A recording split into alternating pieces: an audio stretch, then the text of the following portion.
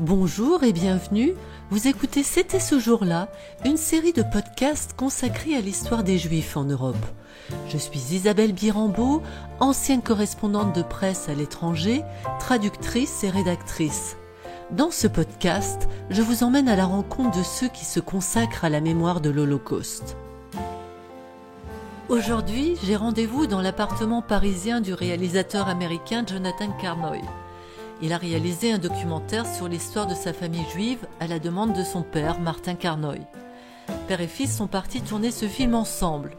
Leur objectif, reconstituer l'histoire de leur famille originaire de Pologne, disparue dans la tourmente de la Shoah.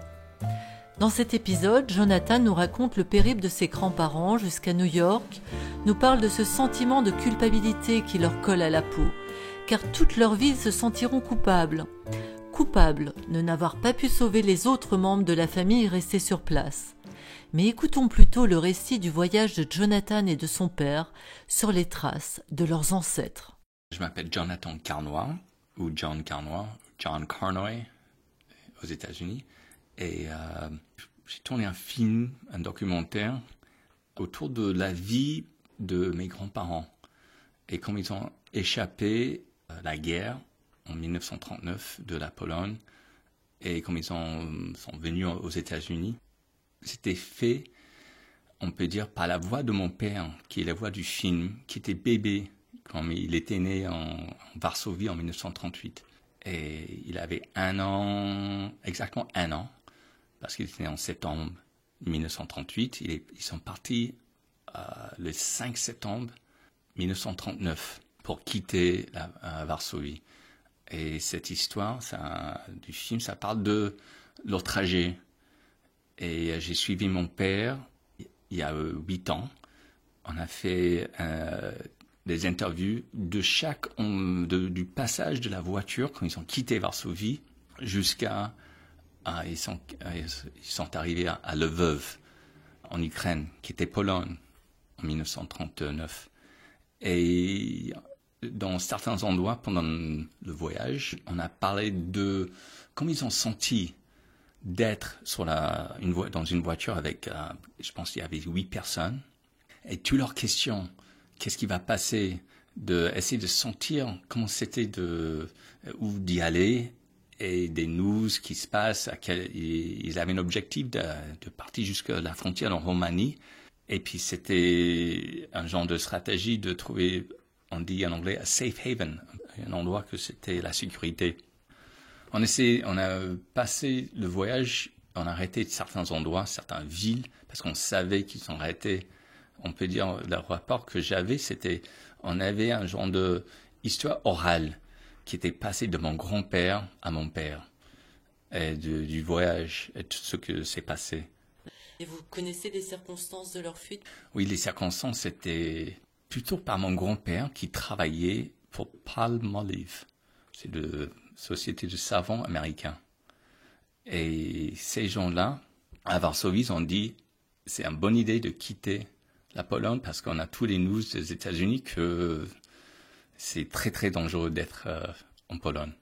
Alors mon grand-père avait vraiment, on peut dire, des mois avant, déjà quelques mois avant, il faut quitter, il faut partir parce que tous les Américains ils sont quittés Varsovie.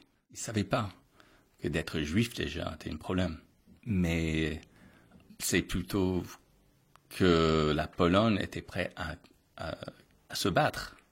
C'est pas comme le Tchèque ou certains pays, l'Autriche, il n'y avait pas de bataille. C'était juste ils sont rentrés. Mais la Pologne était plutôt, ils sont bien défendus, mais d'être juif, c'était pas discuté à cette époque-là. Et puis. Donc ils se sentaient pas menacés spécialement ? Non. Mais en même temps, ils savaient que ils vont être conquis. Enfin, voilà. Donc grâce au soutien, grâce à cette entreprise qui a alerté votre grand-père qu'il y avait un danger, donc votre famille a pu s'enfuir. Vous pouvez nous raconter les circonstances de cette fuite, comment ils ont réussi à immigrer aux États-Unis à l'époque ? En bref, les gens de Palmolive, ils ont présenté à mon grand-père une opportunité d'avoir un genre de visa pour sa famille. Je pense que c'était juste mon grand-père, sa femme, ma grand-mère et leur fils, qui était mon père, un visa, mais s'était présenté pour chercher le visa. Il faut qu'il va le trouver à Stockholm. Et il faut qu'ils arrivent à Stockholm. Et la question pour eux à ce moment-là, c'était comment ils vont quitter le veuve et arriver à Stockholm. Là, c'était pas facile. Et voilà, c'était une opportunité de venir plutôt comme touriste, un visa, parce que je pense que le bateau était pour le destin, c'était pour New York, mais ils avaient un visa comme touriste en rentrée des États-Unis, mais plutôt venir plutôt partir à Cuba. Mais ils avaient juste cette opportunité de venir invité comme touriste à New York. Et voilà, c'est grâce à une personne, c'est souvent une personne qui a sauvé des gens, voilà, ils avaient ce contact-là. Et donc cette personne, c'était qui dans l'entreprise? Je pense que c'était le gérant de Palmolive Varsovie, qui était mon grand-père. Il a créé une agence de publicité et vraiment son client était Palmolive. Mais il a travaillé beaucoup avec eux. Et lui, il est devenu un peu copain avec ce mec-là. Ça, c'est l'histoire que j'avais comme oralement de mon père et aussi de mon grand-père. Je me souviens de ces histoires, mais je ne sais pas exactement si c'était vraiment des bons amis ou c'était plutôt quelqu'un. Comme je me souviens, c'était plutôt, il y avait un grand respect pour mon grand-père et son caractère. Voilà. Dans le film, on parle beaucoup de comment un personnage de quelqu'un peut sauver leur vie. C'est comment on réagit des situations. Et je pense que mon grand-père, il était assez fort. Il avait l'âge, on peut dire, il était né en 1905. Et ça veut dire que la dépression, il était un peu jeune, il a vécu les années 20 comme étudiant. Et il est sorti en 1933-34, c'est exactement l'âge de vraiment commencer sa vie en business et il y avait des opportunités. Et je pense souvent l'idée que mon grand-père avait un âge, bon timing, on peut dire, et aussi mon père aussi qui est né en 38, s'il était né en 39, peut-être trop petit pour faire ce genre. Il était juste à l'âge parfait pour un peu voyager, pour faire des trucs un peu durs. Et je pense à ça. Et mon grand-père, qu'il avait un genre de caractère, personnalité, de penser vite et avoir un jugement de la personne en face de lui. Et je pense qu'il était assez fort avec ça. Oui, parce qu'il aurait très bien pu lire dans Reste. Je ne crois pas dans ces informations, mais il aurait très bien pu réagir comme ça, non? Oui, complètement. J'imagine, parce que quand j'ai grandi avec mon grand-père, que j'étais jeune, les situations à cette époque-là, on n'avait pas Internet, c'était juste, voilà, je pense qu'il y avait beaucoup de chantage, bribery, qu'on dit bribery, to bribe, tu dis, écoute, tu peux m'aider, je te donne ça. Oui, des deux et c'était un peu la corruption tout le temps. C'était... et il voyait ce que la personne en face de lui, il avait besoin. Alors, il avait toujours quelque chose à proposer, je pense, pour les faiblesses de quelqu'un, soit de payer quelqu'un, donner une montre ou faire un pari. Mon grand-père a fait beaucoup de cartes. Il a joué beaucoup de cartes. Et je pense la vie, j'imagine cette période-là, les cartes, les jeux, l'alcool et cigarettes, tout ça. Et c'est un côté un peu macho. C'est la personne en face. On s'en fout des règles. Si cette personne a du caractère, on voit qui est la personne en face. Et c'est assez intelligent de me montrer qui est cette personne. C'est comme un duel. Quand j'imagine lui devant des capitaines russes ou quelqu'un qui a un peu de pouvoir, et j'imagine les deux qui regardent dans les yeux l'un et l'autre. Ce mec, il peut être quelqu'un important pour mon avenir. Je ne sais pas, mais c'est ça c'est un côté romantique. Et je pense que cette période-là, c'était un peu comme ça. Et vous avez connu votre grand-père? Quel souvenir vous en avez si vous l'avez connu? Ouais, j'ai connu mon grand-père assez bien. Il était genre de génération un peu, comment dire, il portait toujours un costume quand il est sorti dans la rue. Il était né en 1905, alors j'imagine dans les années 40, 50, c'était comme ça. Et il portait toujours un genre de un chapeau. Et il m'a parlé toujours de garder. Son truc était toujours garder un promesse. Si tu fais un promesse avec quelqu'un, ça c'est un des plus importants. Alors pour lui, il m'a promis toujours quand j'étais jeune de perdre des kilos parce qu'il était un peu gros. Il m'a dit, écoute, si je perds pas des kilos, tu vas toucher $10. Et je pense avant de venir, il a pris quelques médicaments pour perdre des kilos pour lui. Et il est venu avec un truc pour peser. Il dit, regarde, j'ai 160 pounds, je sais pas, en kilos. Et il m'a dit, écoute, j'ai fait ça. Qu'est-ce que tu me promets? C'est un genre de jeu, tu vois, que je mange pas. Je prends du vitamine C. Pour lui, c'était super important. Vitamine. Ça, c'est un peu mon grand-père. T'es toujours promesse. Tu dis ce que tu vas faire, tu vois. Et c'est la personnalité de votre grand-père ou c'est l'histoire qu'il racontait qui vous a motivé à faire ce film ou quels ont été vos motifs? Je pense que j'étais motivé par mon père il est devenu dans les dernières années très très passionné par l'histoire de Pologne, de son histoire et les histoires juives aussi. Et j'étais motivé pour faire ce film, je veux dire, grâce à mon père qui était très très motivé de raconter l'histoire de la famille et aussi de comprendre lui-même son histoire, ce qu'il a vécu. Et aussi que la famille n'oublie pas l'histoire des Juifs en Pologne. Et pour lui, il parlait de ça ces dernières années beaucoup. Et la décision était de dire, on a une histoire. Peut-être si on raconte cette histoire, ça peut nous montrer, je pense aussi la famille. Ça veut dire, c'est mon frère, il a 4 enfants. L'avenir les prochaines générations. Pas l'avenir, mais de présenter une génération, ce que nous, comme famille, ou mon grand-père et mon père, ils ont vécu, et que ça va aussi, on peut dire, aider ou comprendre nous-mêmes de plus. Qu'est-ce que c'est d'être juif? On parle de ça, l'éducation d'être juif, que ça, c'est 3000 ans qu'on existe et pourquoi on continue à exister avec tout ce que s'est passé dans les derniers siècles avec les Juifs. Et c'est vrai, pour moi, j'ai dit, oui, c'est important. Et on va le faire. Et voilà. Alors, vous avez fait d'autres films sur le sujet ou vous envisagez d'en faire d'autres? J'ai fait un autre documentaire, mais c'est plutôt un témoin un monsieur qui est mort maintenant, mais il est polonais, mais pas juif. Mais lui, il était un peu, on peut dire, esclave pour les Allemands entre 1942 et 1944.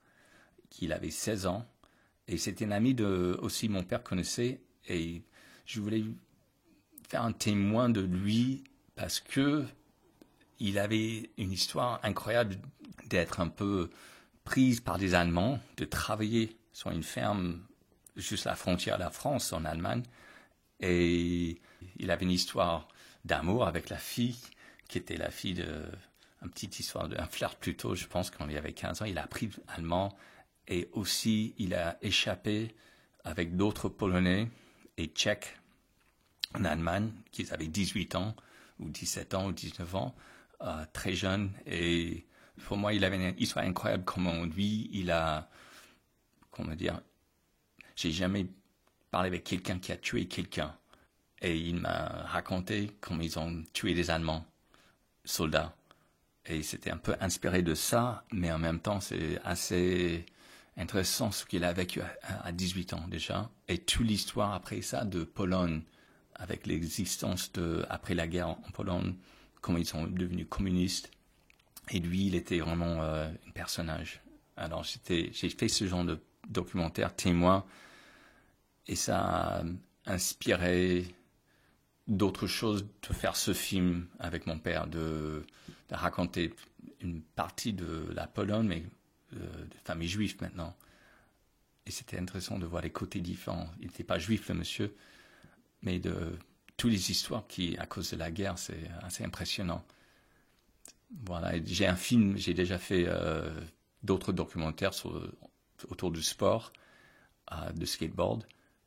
Et c'est un film qui parle d'une compétition de skateboard des années 70 en Californie. Un peu la naissance de skateboard, cette période-là. Et mes projets, on va faire encore un petit film je travaille avec un collègue qui habite à Los Angeles sur un court-métrage en fiction qui parle d'une jeune fille qui avait 12 ou 15 ans, entre 12 et 15 ans, qui rencontre son grand-père qui a survécu, on peut dire, la Shoah, mais c'est le point de vue d'une jeune fille qui découvre quelque chose qu'elle vraiment ne savait pas. Et l'objectif avec ça, c'est de présenter ça aux jeunes, d'avoir une connexion par un point de vue d'une jeune fille d'aujourd'hui. C'est pas un truc juste historique, mais un point de vue de quelqu'un jeune sur quelqu'un dans sa famille qui a vécu quelque chose de très difficile. Elle découvre ça. Et je trouve ça plutôt intéressant pour d'autres jeunes de comprendre quelque chose sur le passé. C'est comme l'histoire de Anne Frank. On comprend l'histoire d'Anne Frank parce qu'elle est comme une jeune fille comme les restes, avec tous les rêves, d'avoir une histoire d'amour, tout ça, à l'âge de 13-14 ans. Mais voilà, ça c'est un projet dans l'avenir. Votre grand-père a dû refaire sa vie aux États-Unis. Il est arrivé avec un visa de touriste. Est-ce qu'il y a eu des membres de la famille qui ont été exterminés? Comment avait-il eu des nouvelles de ce qui se passait avec les autres membres de la famille? Vous pouvez me raconter un petit peu comment ils ont vécu cette expatriation forcée? Oui, c'était cette période-là, en les années 40, quand mes grands-parents et mon père, ils ont quitté la Pologne, partis à New York, et pendant les premières années, entre 1940 et 1943, ils restaient en contact avec leur famille, ça veut dire mes arrière-grand-mères et des oncles, des tantes, plutôt qui étaient un peu coincés, on peut dire, dans une situation ils ne savaient pas où de partir. Reste à Lvov, il y a certains qui sont restés à Varsovie. Ils ont essayé de trouver des solutions. Ils avaient besoin de l'argent aussi. Alors, mes grands-parents qui habitaient à New York, ils ont essayé pendant 3 ans de trouver vraiment des visas pour leur famille, d'envoyer l'argent, d'envoyer des choses à manger, d'envoyer, d'être en contact avec des organisations différentes dans des pays différents, étudier quel pays, s'il y avait El Salvador, Nicaragua, n'importe quel pays qui peut ouvrir leurs portes dans leurs ambassades en Pologne pour qu'ils pouvaient quitter la Pologne. Et c'est vrai, il y avait beaucoup de lettres qui étaient écrites. J'ai lu ces lettres. On a traduit les lettres en polonais, en anglais. Et c'était souvent juste les lettres de la vie quotidienne.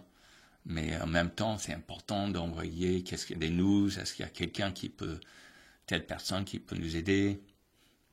Et finalement, il y avait des news en 1943 qu'ils sont disparus. Il n'y avait plus de contact. Et je pense à ça. J'ai jamais vraiment pensé à ça pendant la vie de mes grands-parents, mais plutôt après j'ai tourné le film.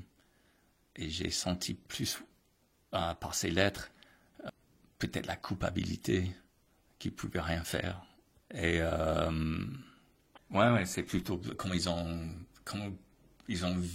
vécu ça tous les jours, de pas avoir une autre chemin, ou pas une autre façon d'aider la famille. C'est ça qui est difficile, je pense, ouais. Ils ont tout essayé, ils étaient impuissants quelque part. Complètement, ouais. Et je pense qu'ils pensaient quand ils sont quittés la famille de le veuve en 1940, les mots étaient bon, on va aux États-Unis et après on fait tout pour vous allez sortir avec de l'argent, on va trouver des gens pour mettre des choses en place. Et ils n'ont pas réussi. Ouais. Et les autres membres de la famille, ils étaient conscients du danger ou ils ont préféré peut-être s'y rester Ce que j'ai appris, c'est que les Polonais, ils pensaient plutôt que les Russes étaient vraiment des animaux. Ils n'étaient pas gentils, c'était pas des gens, ils sont une autre race. Alors, ils ont peu évité les Russes et ils ont pensé que les Allemands, quand même, ils sont des êtres humains, ils sont bien habillés, ils avaient tort. Je pense qu'ils sont repartis à Varsovie. Certains, toute la famille est repartie, le veuve Varsovie, et d'autres membres de la famille Tujon qui sont restés à Varsovie.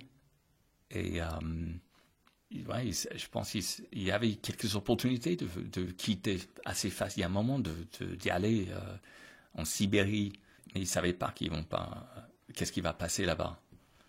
On a découvert plus tard que si on était jeune et fort, on peut survivre en Sibérie et pas être tué.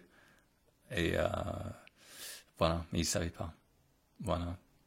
Oui, ils avaient peut-être aussi leur famille aussi. Quand on voyage avec des bébés ou des enfants en bas âge, c'est plus difficile aussi. Ouais. Est-ce que vous avez réussi à trouver des informations sur ce qui leur est arrivé exactement à chaque membre de la famille, ou vous avez eu des difficultés à trouver des informations parce qu'elles sont peut-être détruites?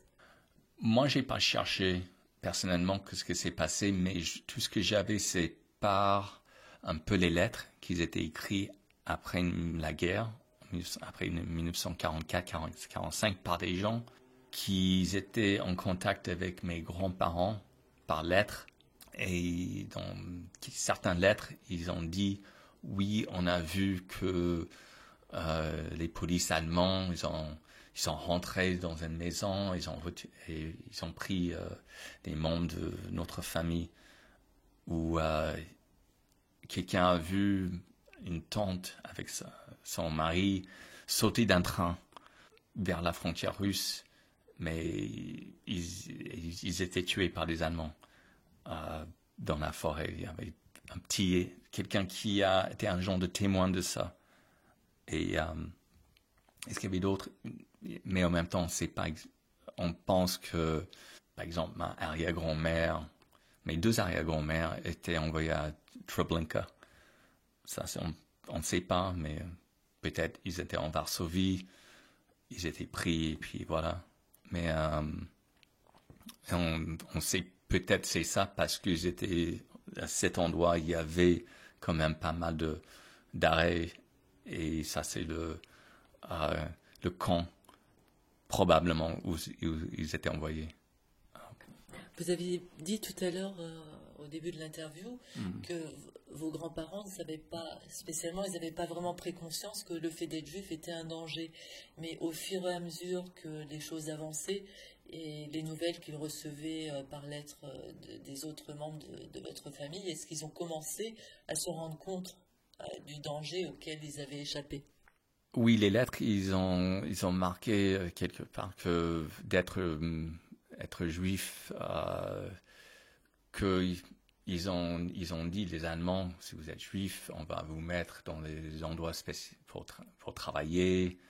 Alors, juste être juif, ça veut dire ils étaient mis dans un groupe, comme les autres Polonais aussi, qui étaient envoyés pour travailler comme esclaves en Allemagne. Et pareil pour les Juifs, je pense, mais personne ne voulait ils ont senti, je pense, que c'était pas c'est mieux de quitter vraiment le pays, d'y aller, d'avoir confiance. Mais je pense, peut-être, ils n'ont jamais dit dans les lettres. Et la question toujours, est-ce que leurs lettres étaient lues par des Allemands qui ont envoyé? Et je n'étais pas sûr parce que j'ai cherché dans les lettres un genre de sous-texte. Est-ce qu'il y a quelque chose qui était noté en disant des choses va pas bien. Mais je pense, j'ai pas vu ça. Je suis pas sûr. Je sens qu'ils savaient quand même que d'être juif, c'était, ouais, dans les 40, ils étaient un peu cachés par des gens, déjà. Ouais.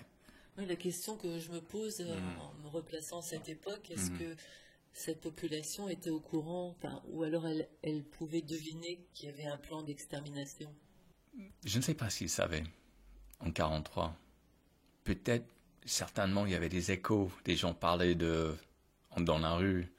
Vous croyez pas, mais j'ai entendu que certainement, parce ils étaient commencé à vraiment trouver des endroits de assimiler plutôt. Je ne sais pas si c'est ça la question. Est-ce qu'ils n'étaient pas cachés nécessairement, mais ils savaient quand même d'éviter les polices allemands.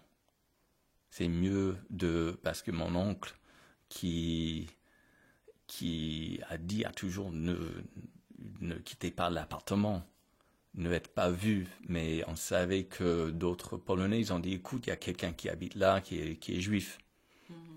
C'est mieux d'être assimilé, d'être vraiment pas d'annoncer qu'on est juif, on peut dire. Ouais. Donc ils se restreignaient, j'imagine, pour leur culte. Aller, par exemple, à la synagogue ou faire des choses comme ça, c'est quelque chose qui s'empêchait de faire. Je pense que ce que j'ai appris dans les lettres, ils étaient soit d'assimiler, d'être, de pas sortir d'annoncer qu'ils sont juifs. Je sais ça. Mais, par exemple, mon oncle et sa femme, et je pense pourquoi mes grands-parents sont très très coupables. Parce qu'ils ont annoncé, les Allemands, ils ont annoncé que les Juifs doivent venir dans une ambassade, un spécial endroit pour partir à Guatemala pour un visa. Alors, les Juifs, ils sont venus là-bas, mais c'était juste pour capturer ces gens. Alors, ils ont annoncé les Juifs qui veulent quitter gentiment. On peut avoir des visas. Alors, ils sont sortis de où ils étaient cachés. Et c'était un piège. Voilà. Alors, je pense qu'ils savaient que c'était pas bien d'être juif en Pologne, mais un genre de confiance, si les Allemands veulent, je pense que c'était ça. Les Allemands veulent pas les Juifs dans leur pays. Ils ne savaient pas qu'ils vont être peut-être tués, mais ils savaient que c'était certain qu'ils n'étaient pas invités de rester en Pologne. Et c'est mieux de partir. Alors ils ont vu une opportunité. Bon, on est d'accord, on va quitter ce pays. Et voilà, mais c'est un piège pour assassiner les gens. Oui, c'est toujours intéressant de voir avec le recul comment se transmettaient les informations, puisqu'à l'époque, il n'y avait pas Internet. Et donc, comment circuler? Est-ce qu'il y avait des rumeurs qui circulaient? Ou alors est-ce qu'ils ont appris tout après la guerre, tout ce qui se passait, enfin l'ampleur de ce qui s'est tramé? Ouais, je pense, et comme ma vision de ça, je suis pas 100% sûr à quel moment où ils ont décidé, parce que je pense comment les choses c'est ce que c'est passé, parce qu'ils sont partis, ils le veulent, ils sont rentrés à la fin de 1940, la famille, les grands-parents ont déjà quitté l'Europe, mais le reste de la famille n'avait pas grand-chose à manger, on ne peut pas travailler, c'est de mieux de retourner à Varsovie. Et imagine les décisions comme ça, c'était juste, bon, le pire, c'est que on est soit esclave, comme les autres Polonais, mais on va pas tuer, ou on est mis dans des situations on n'est pas citoyen. Et voilà, la décision était plutôt de vivre comme ça et de trouver une solution quand on est là, avec des gens dans les ambassades, de quitter le pays.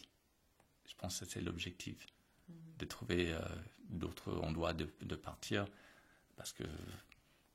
mais je pense qu'ils ne savaient pas. Mais peut-être, il y avait des rumeurs. peut-être. Il n'y avait aucune chose que j'ai lu en 10 ans pour les Juifs, on va être tués là. Mais on a senti qu'il n'y avait pas grand-chose à manger. Il y avait d'autres problèmes, ils étaient malades. C'est des gens qui avaient des problèmes physiques. Et il y a beaucoup de gens, j'imagine, juste avoir un médecin, de repartir à Varsovie parce que le médecin était là. Ouais, c'est ça dans les lettres, il n'y avait pas grand-chose à manger et problèmes de santé, déjà. Et votre père, est-ce que c'est lui qui vous a aussi poussé à faire ce documentaire et comment a-t-il réagi quand il est revenu sur les traces de sa famille, puisque vous êtes allé avec lui en Pologne, en Ukraine, pour filmer les interviews? Comment ça s'est passé et comment il s'est senti? Alors, comment ça s'est passé de retourner en Pologne et Ukraine? C'était une discussion que j'avais avec mon père peut-être il y a 15 ans. En 10 ans, il m'a dit, j'aimerais bien, ce qu'il m'a dit, John, j'aimerais bien qu'on parte ensemble en Pologne et retracer la route qu'il a fait avec ses parents et ses grands-parents, aussi mes arrière-grands-parents. Et il m'a dit, c'est important pour lui de voir ça et comme je suis déjà dans l'audiovisuel, de déjà avoir un témoin de la route qu'il explique. Au départ, c'était pas un film, c'était juste de faire un genre de voyage et on a ce genre de témoin pour présenter à la famille dans les prochains 1000 ans, on peut dire, qu'un film existe. Et j'essaie d'imaginer que si j'avais un film il y a 2000 ans de la famille, quelle aventure, hein, de voir quelque chose qui s'est passé il y a 2000 ans en film, de la famille qui existait. Et j'ai dit, waouh, de faire un truc que peut-être dans 1000 ans, 2000 ans, qu'on peut regarder ce film sur plusieurs générations, qu'est-ce qui s'est passé. J'aime bien cette idée. Alors, c'était inspiré par ça, le pouvoir de l'image. Et j'ai dit, écoute, et toi, il était là comme bébé, on a des photos qui matchent. C'est les derniers témoins de cette période-là, mon père, qui a 86 ans maintenant. Et là, j'ai dit, j'aime bien le concept de le faire et aussi d'être proche avec mon père, de faire ce genre de voyage et filmer. Je ne savais pas comment il va réagir, mais c'est vrai qu'il était là, il avait des moments d'émotion en pensant, il dit, regarde où on est. On était là, j'étais là il y a 75 ans, dans cette place-là où on avait une photo de la famille, on a mis où on était exactement, la photo était prise. Et le bâtiment c'est le même bâtiment. Et c'est bizarre de penser, ils étaient juste debout là, contre le mur. Et tu regardes la photo, c'est le même bâtiment. Ça, c'est les poils, un peu.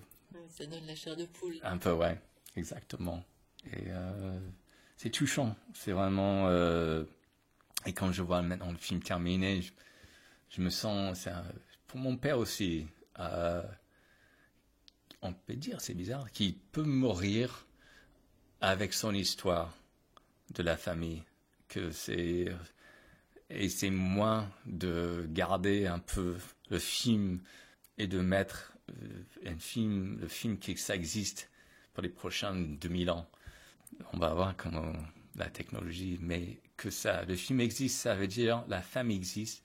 Et quand on était à le cimetière à Varsovie, on a fait un genre de mur avec les noms de cette famille proche qu'on parle dans le film, en mémoire d'eux, avec leurs dates. Et que pour mon père, et je comprends lui, c'est touchant qu'il voulait pas qu'ils soient oubliés, que les gens pensent d'eux et que leur histoire, parce que si on pense, on sait rien sur les gens avant l'invention de l'image, mais arrière-grand-père, on peut chercher dans les archives, dans une ville, leur date de naissance, qu'est-ce qu'ils ont fait comme travail, et leur mariage, et leur mort. Mais il n'y a pas d'image, il n'y a pas de photo, il y a juste une feuille de papier et on peut faire parfois une recherche qui date de 1600 dans certaines villes, partout dans le monde, en Europe. Mais tout ce qu'on sait, c'est... Et avec ça, on peut dire, les Juifs, ils faisaient ça comme travail dans les petits villages au Moyen-Âge ou à 1600, 1700. Et on voit une image d'un groupe comme ça. Mais maintenant, avec notre technologie, on peut capturer des images plus que tout ce qui s'est passé et la route qu'on était, les murs, tu vois, que ça existait. Voilà, c'est un vrai témoin pour les futures générations. C'est intéressant ce que vous dites. Donc, pour vous, l'audiovisuel ou garder ces images, c'est faire acte aussi d'un devoir de mémoire. Comment vous voyez justement ce travail par rapport à la mémoire qui doit être conservée et quel est le rôle qu'elle remplit? 100% que la mémoire de quelque chose, si on peut faire un film et raconter une histoire, parce que avec une histoire touche les émotions de quelqu'un. Et si on est touché émotionnellement, on a, moi j'ai dit, empathy. Et on peut peut-être apprendre quelque chose avec ça, de comment, si l'histoire raconte quelque chose qui on peut changer le monde dans l'avenir, peut-être on peut regarde ce qui s'est passé avant. Est-ce qu'on peut éviter ça dans l'avenir? Ou est-ce qu'on peut nous mettre en empathie, de mettre nous dans d'autres chaussures, d'autres gens, et penser à eux, qu'est-ce qu'ils vivent. Et c'est vrai, moi j'ai dit, bizarrement, j'existe parce qu'il y avait la Deuxième Guerre mondiale. S'il n'y avait pas la Deuxième Guerre mondiale, moi je n'existe pas. Parce que mon père il a échappé, ma mère aussi qui est juive, ils ont échappé les pogroms d'Ukraine et de Russes et de Lituanie il y a 150 ans, 140 ans. Alors mon histoire, que j'existe, c'est grâce à ces deux personnes qui sont venues un peu à cause d'être juif, on peut dire. Et c'est bizarre, parce que moi j'ai dit, heureusement il y avait les guerres. J'existe. J'ai le droit de vivre. Mais en même temps, je peux pas imaginer d'être dans des situations comme ça, de vivre une vie d'avoir peur tous les jours c'est un cauchemar. Et que l'être humain peut devenir assez cruel. Ça existe depuis longtemps et est-ce que ça va exister encore comme ça dans l'avenir? Et vous, personnellement, comment vous portez cette mémoire? Justement, vous dites que vous êtes né grâce à la Seconde Guerre mondiale, parce que ces personnes se sont rencontrées. Comment vous le gérez? Comment vous le vivez? Je pense que j'ai beaucoup de gratitude. On peut dire que est fier de mon père et mon grand-père, de ce qu'il a fait, on peut dire, améliorer nos vies, à nous, qu'il a survécu. Et je vis une vie sans ce genre de stress. Il y a d'autres stress, mais d'avoir une qualité de vie assez, moi j'ai dit bien. Alors j'ai plein on peut dire, gratitude de ça. Et peut-être assez que ce qu'ils ont vécu, c'est touchant. C'est vraiment c'est touchant. Ça me dit waouh. Ils ont les choix qu'ils ont fait de sortir de la situation, c'est incroyable. C'est pas facile. Ouais, pas facile. Exactement, le mot pas facile, mais et après de vivre avec tout ça pendant 50 ans. Mon grand-père, il est mort en 1988, à l'âge de 83 ans. Et ma grand-mère, elle a vécu jusqu'à 98 ans. Et ouais, ils ont vécu un siècle assez dingue, fou, quand je pense. Ouais. Et ils en parlaient souvent? Je pense que c'est mon père qui a poussé mon grand-père de raconter des histoires. Ma grand-mère, elle n'aimait pas parler de ça. C'était, je pense, de perdre sa sœur, sa mère, son frère. Je pense qu'elle était un peu déprimée. Je ne sais pas si c'est le mot déprimée, dépressive. Peut-être c'était à cause de ça. Je pense qu'elle a vécu une vie dans sa tête qui était dure de penser à ça. Elle n'a jamais parlé de ça, mais j'ai senti dans ses yeux. Et quand j'ai vu aussi elle est en train de pleurer, parfois juste toute seule.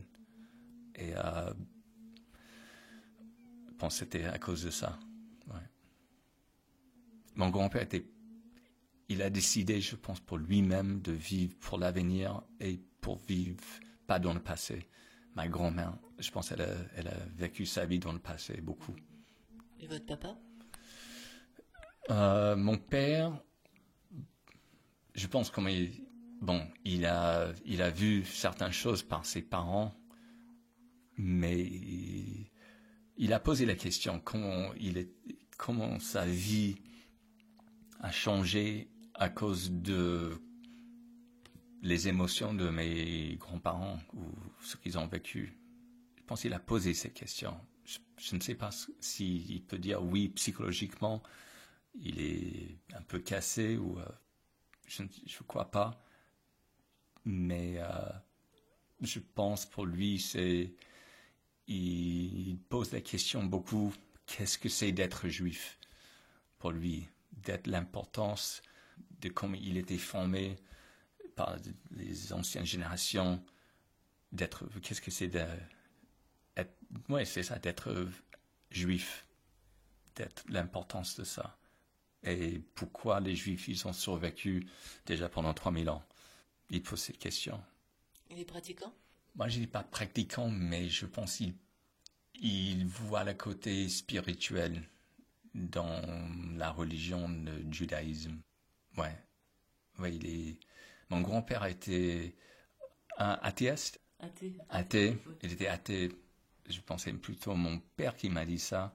Il essaie de trouver une connexion avec lui-même et ses actions, ses réactions des choses et aussi un peu de son passé et de la culture juive. Mais c'est qu'est-ce que c'est d'être un être humain pour lui. C'est d'être quelqu'un de faire du bien. Voilà, d'être le bien dans tout ça. Et je pense qu'il cherche ça. C'est ça la dimension spirituelle dont vous parliez tout à l'heure? Oui, on peut dire spirituel, c'est d'être bien de faire des bonnes choses dans la vie, d'être responsable et de laisser quelque chose, et de ne pas être oublié, on peut dire. Je pense qu'il veut pas que sa vie avait une raison. Voilà. Et vous, par rapport à la religion? Moi, je pense d'être juif, c'était plutôt culturel et par l'éducation, de poser plein de questions, toujours d'être curieuse, d'apprendre. Pour moi, les religions, c'est quelque chose qui est positif pour les gens, c'est certain, mais aussi pour être lourd et négatif. Alors, pour moi, je vois juste, il y a 50 000 ans, 40 000 ans, 30 000 ans, on était des groupes, des gens qui bougeaient. Et il y a certaines cultures qui sont venues plutôt à cause de la nature où on habitait. Alors, je vois plutôt ça de presque anti-religion, d'une certaine manière, parce que ça crée beaucoup de problèmes.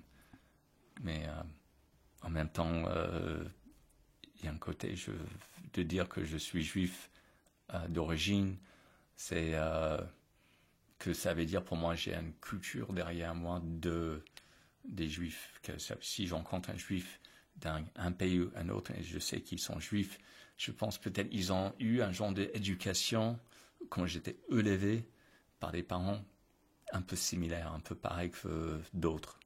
Et ça crée un lien. Par rapport à ce passé, justement, cette tentative d'exterminer les Juifs, comment vous la gérez à l'heure actuelle? À cause de l'extermination d'un groupe, pour moi, c'est très surréel, déjà, de penser que un groupe peut être influencé d'éliminer un autre groupe comme ça. Parce que on voit qu'un être humain, et quand tu vois un autre être humain, noir, blanc, rouge, n'importe quelle couleur, ils sont quand même un être humain.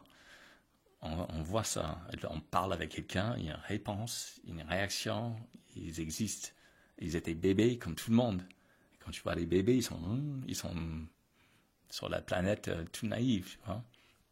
Alors pour moi, c'est choquant, mais je peux imaginer quand même que les gens peuvent être influencés, que lavage de cerveau, que c'est possible de convaincre quelqu'un d'éliminer une autre personne parce que ça, c'est obligatoire, c'est nécessaire pour ce groupe-là de créer le monde mieux.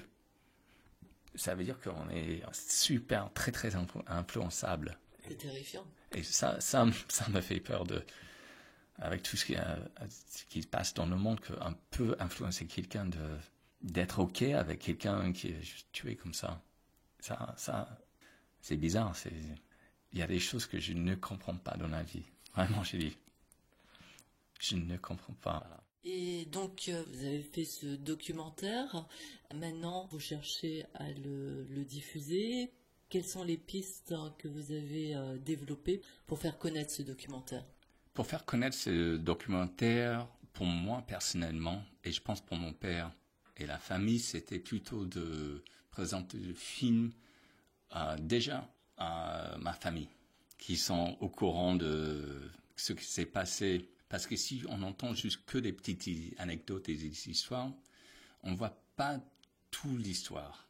Mais en faisant ce film, on voit vraiment un genre de capsule. Moi j'appelle ça un film, en anglais on dit time capsule, pour présenter aux futures générations de ma famille et d'autres personnes cette histoire des Juifs polonais. Qu'est-ce qui s'est passé, j'imagine, avec des millions de personnes et leurs histoires, peut-être à cette période-là, mais aujourd'hui, dans les mêmes circonstances, il y a toujours des histoires d'échapper et de trouver un endroit où de recommencer leur vie. Alors, principalement, première chose est de trouver, par exemple, des festivals ou des endroits qui défendent les Juifs comme les institutions juives dans les pays, dans les villes différentes. Vous voulez ajouter quelque chose? Oui, une chose qui est importante pour moi, c'est l'importance de raconter une histoire qui peut mettre quelque chose plus clair pour des gens. Une bonne histoire, si c'est très très bien, raconté dans une façon assez simple. Je pense que si on peut faire ça avec les situations autour de nous, moi je trouve c'est une force incroyable dans le monde. Parfois je vois des films ou que des livres ou des choses qui disent waouh, c'est raconté, c'est simple et on voit des choses plus clairement. Et pour moi ça c'est l'éducation, c'est de inspirer des gens. Et s'il y a des choses racontées comme ça, c'est très important, je pense. Merci beaucoup, John, pour cette interview et bonne chance pour les prochains films. Merci beaucoup, c'est vraiment un plaisir. Merci. Ce podcast a entièrement été réalisé par Isabelle Birambeau. Je remercie chaleureusement Jonathan Carnoy pour l'interview qu'il m'a accordée. Dans le prochain épisode, je vous propose une interview avec son père qui nous racontera comment il a vécu le tournage de ce documentaire.